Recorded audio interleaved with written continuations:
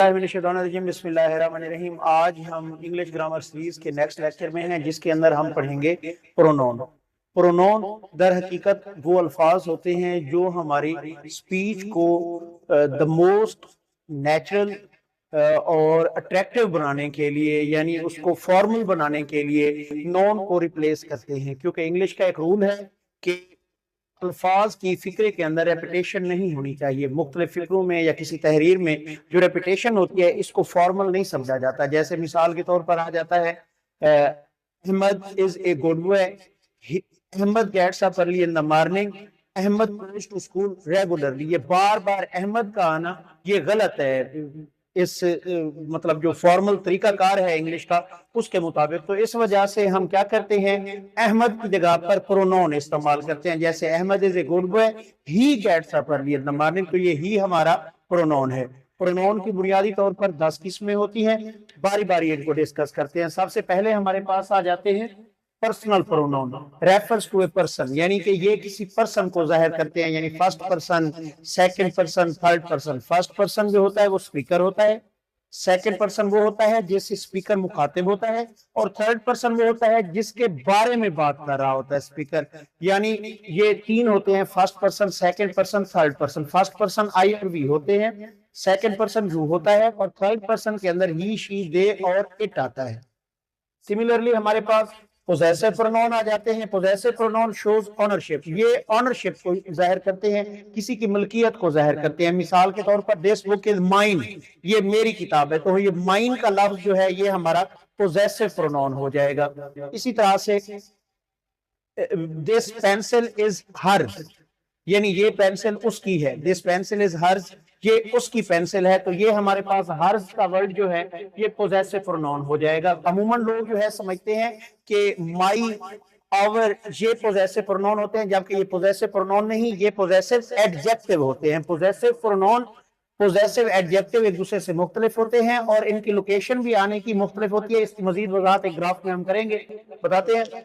Reflexive pronoun, reflexive pronoun जो होता है रेफर्स बैक टू सब्जेक्ट, यानी इसके हवाले से ये बात आप जहन में रखेंगे कि जब सब्जेक्ट की जानिब रेफर हो जाएगा, ऑब्जेक्ट जो है, सब्जेक्ट और ऑब्जेक्ट फिक्रे के अंदर आपको सेम नजर आएंगे। जैसे मैं खुद इंटरव्यू की तैयारी कर रहा हूं, आई प्रिपेयर्ड, यानी मैं इंटरव्यू की तैयारी करता हूं या मैंने इंटरव्यू की खुद तैयारी की, खुद से तैयारी की। आई prepared my self for interview, I prepared my self for interview. तो यहां पर जो है फिक्रे का सब्जेक्ट ऑब्जेक्ट सेम है। जैसे मैं खुद को तकलीफ देता हूं, आई हर्ट माई सेल्फ, तो ये माई सेल्फ, सेल्फ या सेल्फ के वर्ड जिन नॉन प्रोनाउन के साथ आपको नजर आते हैं वो रिफ्लेक्सिव प्रोनाउन हुआ करते हैं, यानी जो वाहिद होते हैं उनके साथ सेल्फ आता है, जो जमा होते हैं उनके साथ सेल्फ आता है। तो एक ग्राफ जो है छोटा सा ड्रॉ कर लेते हैं, जिसके जरिए से मजीद इन तीनों टाइप्स की आपको जो है ना समझ आ जाएगी। तो सबसे पहले हम देखते हैं कि हमारे पास पर्सनल प्रोनाउन कौन से होते हैं।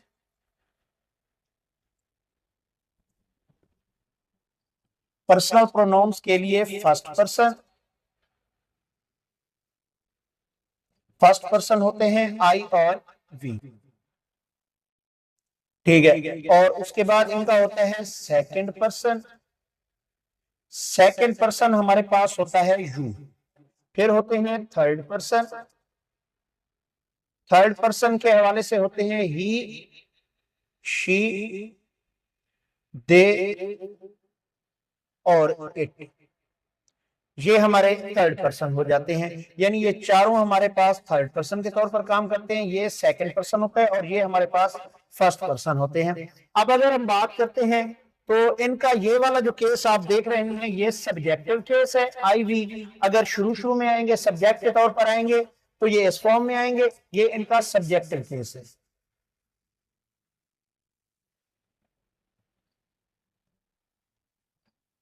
इन्हीं का हमारे पास जो है ना यहां पर एक होता है possessive adjective,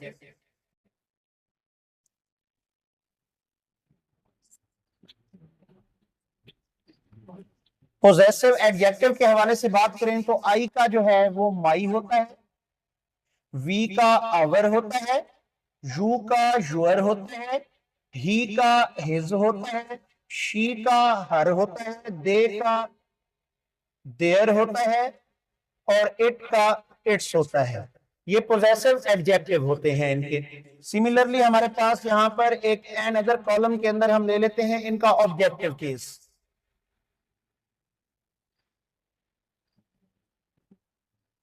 objective case I का मी होता है, वी का अस होता है, यू का यू होता है, ही का हिम होता है, शी का हर होता है, दे का देम होता है, और इट का इट होता है। ठीक है ना, ये हमारे पास ऑब्जेक्टिव केस आ गया। अब अगर हम बात करें इनके पोजेसिव प्रोनाउंस की कि इनके पोजेसिव प्रोनाउन कौन कौन से बनते हैं, तो वो हम देखते हैं। पोजेसिव प्रोनाउंस, पोजेसिव प्रोनाउंस के हवाले से अगर हम देखें तो आई का जो है ये माइन होता है, वी का आवर्स होता है, यू का यूअर्स होता है, ही का हिज होता है, शी का हर्ज होता है, दे का देयर्स होता है, और इट का इट्स होता है। ठीक है, ये हमारे पास जो है इनके पोजेसिव प्रोनाउन आ गए हैं। पोजेसिव प्रोनाउन जो है ये ऑनरशिप को शो कर रहे होते हैं। एक फर्क आपने ज़हन में रखना है, ये माई, आवर, योर, ये हमारे पास पोजेसिव एडजेक्टिव हैं, और जो पोजेसिव प्रोनाउंस होते हैं ये बुनियादी तौर पर ऑनरशिप को शो कर रहे होते हैं, यानी कि this is my book, this book is mine. तो आप देख भी रहे होंगे कि बुक से पहले माई आया है जो कि एडजेक्टिव का काम यहाँ पे कर रहा है, और दिस बुक इज माइन, ये माइन का वर्ड जो है हमारे पास प्रोनाउन का काम कर रहा है यहाँ पे आके। तो आखिर इनके पास जो है ना एक और होती है पर्सनल प्रोनाउन से रिलेटेड एक अहम बात, reflexive pronoun.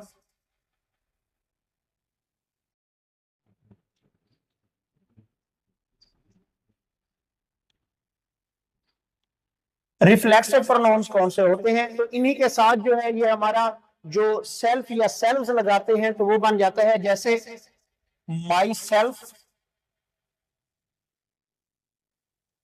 Our selves, yourself भी होता है और योर सेल्व्स भी होता है। इसी तरह से हमारे पास हिम सेल्फ, सेम हमारे पास हर सेल्फ, इसी तरह से हमारे पास देम सेल्व्स होता है, और हमारे पास इट सेल्फ होता है। यानी एक चीज आप नोट कर चुके होंगे कि जो हमारे पास जो है सिंगुलर आ जाते हैं उनके साथ सेल्फ लगाते हैं, जो प्लूरल होते हैं उनके साथ हम सेल्फ लगाते हैं। अब यू क्योंकि सिंगुलर के तौर पर भी प्लूरल के तौर पर भी दोनों के लिए इस्तेमाल होता है, तो इस वजह से इसके साथ जब सिंगुलर में होगा तो यूर सेल्फ लगाएंगे, जब प्लूरल में होगा तो यूर सेल्व्स लगाएंगे। ये हमारे पास होते हैं। और एक अहम बात यहाँ पे और भी बताता चलूं कि अक्सर लोग जो है जब लिखने लगते हैं हमारे पास पोजेसिव प्रोनाउन वाला तो यहाँ पर एपोस्ट्रोफी लगा देते हैं। तो एपोस्ट्रोफी का लगाना पोजेसिव प्रोनाउन के लिए बिल्कुल इमोरल और गलत तस्वर किया जाता है, ये यहाँ पे नहीं लगाई जा सकती। इस तरह से होता है, मतलब आवर्स, जैसे अमूमन लोग एप्लीकेशन या लेटर्स वगैरह के अंदर लिख रहे होते हैं यूअर्स ओबीडेंटली, यूअर्स ओबीडेंटली लिख रहे होते हैं, तो यहाँ पर जो है ना, सॉरी यहाँ पे यूअर लिखा हुआ है तो यूअर्स होता है, ये होता भी यूअर्स है। तो ये यूअर्स जो है यहाँ पर जो है एपोस्ट्रोफी लगा देते हैं। तो ये एपोस्ट्रोफी जो लगा रहे हैं, तो ये एपोस्ट्रोफी का लगाना हमारा जो है ना ये इसको गलत कर देता है, यूअर्स ओबीडेंटली इस तरह से इसको लिखा जाता है। अब हमारे पास जो है मजीद आगे हम बढ़ते हैं, एम्फेटिक प्रोनाउन आ जाते हैं। Emphasises on an other non और प्रोनाउन, ये किसी दूसरे नॉन या प्रोनाउन के ऊपर एम्फसाइज करने के लिए, यानी फिक्रे के अंदर नॉन या प्रोनाउन पर एम्फसाइज करने के लिए। अमूमन इन दोनों का जो है एक मिसकंसेप्शन चलती है, लोग जो है अमूमन एक खास किस्म की टेंशन में मुब्तला हो जाते हैं बावजह इन दो की रिफ्लेक्सिव प्रोनाउन, क्योंकि वही होते हैं सेल्फ सेल्फ वाले, यानी यही जो है ये रिफ्लेक्सिव प्रोनाउन भी है और इन्हीं को एम्फेटिक प्रोनाउन के तौर पर भी इस्तेमाल किया जाता है। लेकिन इनमें एक डिस्टिंक्शन है। रिफ्लेक्सिव प्रोनाउन इनको तब बोलते हैं जिस वक्त फिक्रे के अंदर सब्जेक्ट ऑब्जेक्ट सेम होते हैं, जैसे मैंने ऑलरेडी दो मिसालें दी हैं, आप उनको देख सकते हैं, ठीक है ना। और इसी तरह से जैसे वो खुद से मोहब्बत करता है, he loves himself, he loves himself, यानी कि यहाँ पर सब्जेक्ट भी सेम है, ऑब्जेक्ट भी सेम है, ठीक है। और जब एम्फेटिक प्रोनाउन यही बनते हैं, तो एम्फेटिक प्रोनाउन तब होते हैं जब किसी बात पर जोर दिया जा रहा होगा, यानी सब्जेक्ट नॉन हो या प्रोनाउन हो, उसके ऊपर जब जोर दिया जा रहा हो, यानी तुम ही ने किताब चुराई है, you yourself has stolen the book, you yourself, ये यहां पर देखें you के साथ yourself आया है, ये yourself का आना जो है ये यहां पर एम्फेटिक प्रोनाउन के तौर पर आया हुआ है, ये रिफ्लेक्सिव प्रोनाउन नहीं होगा। इसी तरह से कहीं पर भी आ जाता है जब हम नॉन या प्रोनाउन के ऊपर जोर दे रहे होंगे, जोर देकर दबाव से कोई बात कर रहे होंगे, तो वहां पर ये इस्तेमाल होते हैं और उनको हम एम्फेटिक प्रोनाउन कहते हैं। अब ये फर्क मेरे ख्याल में क्लियर हो गया होगा। रिफ्लेक्सिव प्रोनाउन के लिए मैंने बात बताई है कि जब फिक्रे का सब्जेक्ट ऑब्जेक्ट सेम होते हैं तब इस्तेमाल होते हैं, और एम्फेटिक प्रोनाउन जो है ये तब इस्तेमाल होते हैं जिस वक्त हम सब्जेक्ट के ऊपर जो है जोर देकर बात कर रहे होते हैं। उसके बाद है इंडेफिनिट प्रोनाउन, ये जनरल नॉन जो होता है उसकी जगह पर इस्तेमाल होता है, refers to a general noun. General noun mean यानी स्पेसिफिक नॉन नहीं होगा, कोई खास नॉन नहीं होगा, तो हम ये इस तरह से नहीं होगा, बल्कि समबॉडी इज अब्सेंट, कोई जो है ना गैर हाजिर है। अब यहाँ पर वाजे नहीं किया जा रहा, यानी कोई बंदा काउंटिंग करता है 10 स्टूडेंट से, अब 9 आए हुए हैं, तो समबॉडी इज अब्सेंट, तो फिर तो वाजे हो जाएगा। समबॉडी जो है ये कोई भी आ रहा है, तो कोई भी हो सकता है, 10 के 10 में से कोई भी, किसी को स्पेसिफिक करके नहीं करेंगे बात, तब हम उसको बोलेंगे इंडेफिनिट प्रोनाउन। इंडेफिनिट प्रोनाउन जो होते हैं ये अमूमन ये होते हैं, इंडेफिनिट प्रोनाउन में हमारे पास सम आ जाता है, एवरी आ जाता है, एनी आ जाता है, नो आ जाता है, लेकिन ये अटैच होते हैं बॉडी वन या थिंग के साथ, फिर ये मुकम्मल जो है ना अपनी फॉर्म में आ जाते हैं। मिसाल के तौर पर ये 4 टाइप्स के अंदर आते हैं, somebody, someone, something, everybody, everyone, everything, anybody, anyone, anything, nobody, no one, nothing, ये हमारे पास जो है ना इंडेफिनिट प्रोनाउन बन जाते हैं। तो अब मेरे ख्याल में ये बात आपको क्लियर हो गई होगी कि ये बुनियादी तौर पर किसी स्पेसिफिक नॉन या प्रोनाउन के बारे में बात नहीं हो रही होगी, बल्कि कॉमनली जब हम कहेंगे तो वहां पर ये इस्तेमाल होते हैं। इसी तरह से हमारे पास एक और कंफ्यूजन भी इन दोनों के दरमियान में आती है, क्योंकि ये भी सेम हो जाते हैं समटाइम्स, इंडेफिनिट प्रोनाउन और डिस्ट्रीब्यूटिव प्रोनाउन। डिस्ट्रीब्यूटिव प्रोनाउन वो होते हैं highlight individual member of the group, यानी कि कोई भी ग्रुप होता है, कुछ लोग इकट्ठे होते हैं, उनके किसी खास यानी कि मेंबर को जब टारगेट कर रहे होते हैं तब ये वहां पर इस्तेमाल होते हैं हमारे पास डिस्ट्रीब्यूटिव प्रोनाउन। डिस्ट्रीब्यूटिव प्रोनाउन की अगर हम बात करें तो डिस्ट्रीब्यूटिव प्रोनाउन वो होते हैं, मिसाल के तौर पर कोई कह रहा है कि every student will bring their lunch, every student, अब यहां पर जो है ग्रुप पूरा है, लेकर सब ने आना है, लेकिन एवरी स्टूडेंट एक एक को अलग अलग टारगेट किया जा रहा है। जैसे each of the students passed the exam, अब ईच ऑफ द स्टूडेंट, हर एक स्टूडेंट ने, जितने हैं सब ने किया है, लेकिन अलग अलग करके एक एक को टारगेट, जब अलग अलग करके एक एक को टारगेट किया जाएगा पूरे ग्रुप के अंदर, तो उसको हम नाम दे देते हैं डिस्ट्रीब्यूटिव प्रोनाउन का। डिस्ट्रीब्यूटिव प्रोनाउन के अंदर जो है हमारे पास अमूमन आ जाते हैं ईच हो गया,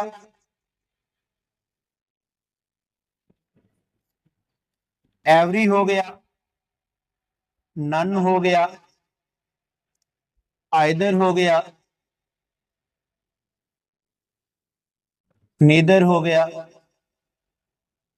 ये हमारे डिस्ट्रीब्यूटिव प्रोनाउन के तौर पर आ जाते हैं। तो ये बात मेरे ख्याल में अब क्लियर हो गई होगी कि यहाँ पर इंडेफिनिट प्रोनाउन जो है ये वो होते हैं जब हम किसी जनरल नॉन या प्रोनाउन के बारे में बात कर रहे होते हैं, यानी स्पेसिफिक नहीं कर रहे होते। हम समबॉडी इस्तेमाल करते हैं, एवरीबॉडी, ठीक है ना, कम हियर एवरीबॉडी, हर कोई यहाँ पर है। तो ये मतलब ये है कि हम किसी खास को नहीं कह रहे हैं कि इधर आओ, हम इकट्ठा कलेक्टिवली जो है ना एक जुमला बोल देते हैं, तो उसको कहते हैं। जब किसी को खास नहीं कर रहे होंगे तो तब हम इस्तेमाल करते हैं इंडेफिनिट प्रोनाउन। और डिस्ट्रीब्यूटिव प्रोनाउन वो होते हैं जो किसी भी ग्रुप के एक एक मेंबर को अलग अलग से टारगेट करने के लिए इस्तेमाल किए जाते हैं। उसके बाद है डिमॉन्स्ट्रेटिव प्रोनाउन, ये पॉइंट आउट यानी इशारा करने के लिए किसी चीज खास, किसी शय की जानिब जो है ना पॉइंट आउट करना, किसी शय को इंडिकेट करना, उसके लिए इस्तेमाल होते हैं। मिसाल के तौर पर हम इस्तेमाल करते हैं डिमॉन्स्ट्रेटिव प्रोनाउन के तौर पर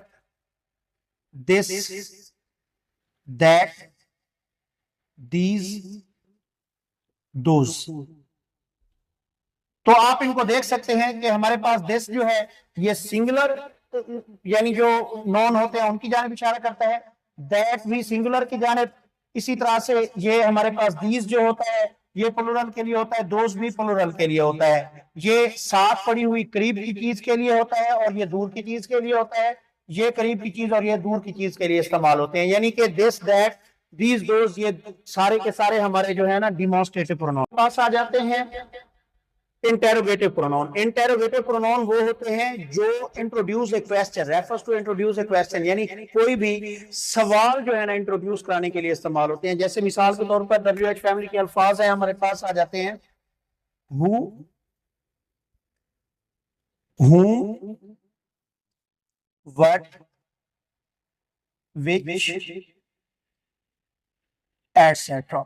ये जो अल्फाज हमारे पास आ जाते हैं ये क्वेश्चन आस्क करने के लिए, जैसे who rings the bell, what are you doing, ये इस तरह के जो अल्फाज होते हैं जैसे हु रिंग्स द बेल।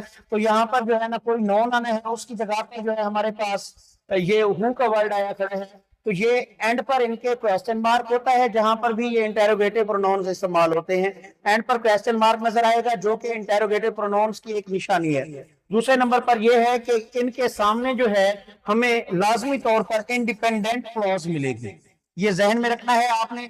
इनके सामने हमेशा इंडिपेंडेंट क्लॉज होती है, जैसे हु रिंग्स द बेल में आप देख ले। इसी तरह से हमारे पास जो है ना रिलेटिव प्रोनाउन जो है वो भी इंटेरोगेटिव प्रोनाउन की तरह से ही होते हैं, यही WH फैमिली के हरूफ ही होते हैं, जैसे हु हो गया, हुम हो गया, व्हाट हो गया, एटसेट्रा। ये हमारे पास जो है ना ये भी सेम होते हैं, लेकिन अब इनका फर्क क्या होता है। पहला फर्क इनका मैं बता चुका हूं कि एंड पर जो इंटेरोगेटिव प्रोनाउन होंगे उनके एंड में हमेशा क्वेश्चन मार्क आता है, और जो रिलेटिव प्रोनाउन होते हैं इनके एंड में अमूमन फुल स्टॉप आया हुआ होता है। दूसरा फर्क यह है कि इंटेरोगेटिव प्रोनाउन के आगे हमेशा इंडिपेंडेंट क्लॉज होती है और रिलेटिव प्रोनाउन के आगे हमेशा डिपेंडेंट क्लॉज होती है। जो रिलेटिव प्रोनाउन होते हैं ये दो रिलेटिव क्लॉजेस को जोड़ने का काम करते हैं, जो इंटेरोगेटिव प्रोनाउन होते हैं ये इंट्रोड्यूस टू आस्क क्वेश्चन, ये क्वेश्चन पूछने का काम करते हैं। जैसे this is the boy who rings the bell, ये है वो लड़का जिसने घंटी बजाई। अब यहाँ पर जो है क्वेश्चन की सिचुएशन भी क्रिएट नहीं हो रही है, तो आप समझ जाएंगे कि ये हमारे पास जो है ना रिलेटिव प्रोनाउन आया हुआ है। और अगर question who rings the bell, घंटी किसने बजाई है, तो यहाँ पर क्वेश्चन की सूरत हाल पैदा हो रही है, तो ये इंटेरोगेटिव प्रोनाउन होगा। This is the girl who wrote the letter, ये है वो लड़की जिसने खत लिखा। तो ये यहाँ पर भी आप देख लें, ये है वो लड़की जिसने खत लिखा, इसमें भी कोई क्वेश्चन की सिचुएशन नहीं है, तो ये दो रिलेटिव क्लॉजेस को आपस में जोड़ रही है, तो ये रिलेटिव प्रोनाउन होंगे। उसके बाद हमारे पास आ जाते हैं रेसिप्रोकल प्रोनाउन। रेसिप्रोकल प्रोनाउन जो होते हैं वो होते हैं जो म्यूचुअल या शेयर्ड टास्क के लिए जो है ना इस्तेमाल होते हैं, यानी कि कोई भी दो बंदे हैं, चार हैं, 8-10 जितने भी हैं, कोई काम करते हैं तो उसके नफा नुकसान में, उसके तमाम तर मामलात में बराबर बराबर के सारे जब शरीक होंगे तब हम इस्तेमाल करते हैं हमारे पास आने वाले रेसिप्रोकल प्रोनाउंस को। साइंस के स्टूडेंट्स अमूमन इसको रेसिप्रोकल के वर्ड को बेहतर अंदाज में समझते हैं और वो इसको बेहतर तरीके से समझ पाएंगे। आपको पता है कि सॉल्यूशन में, कंपाउंड में, किसी चीज के अंदर जब चीजें अपना पूरा पूरा किरदार अदा कर रही होती है बराबर का, तो वहां पर रेसिप्रोकल का वर्ड जो है ना यूज होता है। सिमिलरली हमारे पास जो है ना आ जाता है म्यूचुअल या शेयर्ड एक्शन रिलेशनशिप, जैसे they love each other, Ahmed and Ali love each other, तो ये अहमद और अली दोनों एक दूसरे से प्यार करते होंगे, ठीक है। तो इसी तरह से जो है हमारे पास आ जाता है they always quarrel with one another, वो हमेशा आपस में लड़ते हैं, लड़ते झगड़ते हैं। तो डेफिनेटली हमारे पास जो है यहाँ पर आने वाला वन अनदर का लफ्ज है या चाहे ईच अदर का लफ्ज है, ईच अदर या one and other. One and other, one and other हमेशा प्लुरल के लिए यानी ज्यादा लोगों के लिए इस्तेमाल होता है। जैसे दो से ज्यादा होंगे तो वन एंड अदर इस्तेमाल होगा, और अगर दो लोग होंगे तो वहां पर ईच अदर इस्तेमाल होगा। ये हमारे पास टोटल प्रोनाउन से 10 टाइप्स में। हमारे पास जो है ना, जो मेन इशू होता है वो रिफ्लेक्सिव प्रोनाउन, एम्फेटिक प्रोनाउन का होता है। एम्फेटिक प्रोनाउंस को इंटेंसिव प्रोनाउन भी कहते हैं। अगर इंटेंसिव प्रोनाउन को आप समझ ले तो आपको समझ आ जाएगा कि ये एम्फेटिक प्रोनाउन जो होते हैं ये सब्जेक्ट के ऊपर दबाव देने के लिए, सब्जेक्ट को मजीद क्लियर करने के लिए इस्तेमाल किए जाते हैं। जैसे you, yourself, I, my self, ये इस तरह के डायरेक्ट फौरन यानी कि सब्जेक्ट के फौरन बाद जब आ जाता है एम्फेटिक प्रोनाउन तो वो सब्जेक्ट के ऊपर दबाव देने के लिए आ रहा होता है। रिफ्लेक्सिव प्रोनाउन तब इस्तेमाल हो रहे होते हैं जब सब्जेक्ट ऑब्जेक्ट किसी भी फिक्रे के सेम होते हैं। इंडेफिनिट प्रोनाउन हमारे पास वो होते हैं जब कोई स्पेसिफिक पर्सन नहीं होगा, जनरल पर्सन के हवाले से बात हो रही होगी, समबॉडी, समथिंग, समवन, ठीक है ना, तो वहां पर इस्तेमाल होते हैं। और डिस्ट्रीब्यूटिव प्रोनाउन वो होते हैं जब कोई भी ग्रुप है एज ए होल और उसमें से एक एक बंदे को फर्दन फर्दन टारगेट किया जाएगा। जैसा कि मैंने एग्जांपल दी है, each of the students pass the examination, हर एक तालिब इल्म ने इम्तिहान पास किया। तो यहाँ पर जो है हमारे पास ये हर एक स्टूडेंट अलग अलग पूरे ग्रुप को जो है ना टारगेट किया जा रहा है। सिमिलरली इंटेरोगेटिव जो होते हैं ये क्वेश्चन पूछने के लिए इस्तेमाल होते हैं इंटेरोगेटिव प्रोनाउन। और हमारे पास जो रिलेटिव प्रोनाउन होते हैं ये दो रिलेटिव क्लॉजेस को आपस में जोड़ने का काम करते हैं। ये है आपका लेक्चर आज का। इन सब चीजों को नोट कर ले।